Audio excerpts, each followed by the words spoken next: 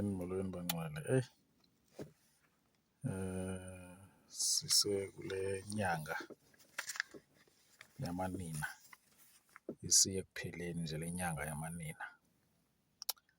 Ndithi mandibulise ma ngegama elihle leNkosi yethu enguYesu Kristu.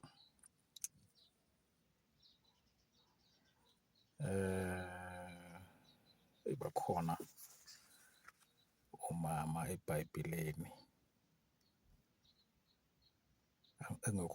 ekungabhalwanga zincwadi ngabo, bayavela nje amagama wabo kodwa akho ncwadi ezibhaliweyo ngabo eBhayibhileni.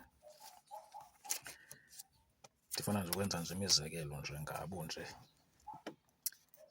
Akho ncwadi ibhaliweyo nguSara oye wanguSarayi. Ithi iBhayibhile uThixo wayesivalile isibeleko sakhe.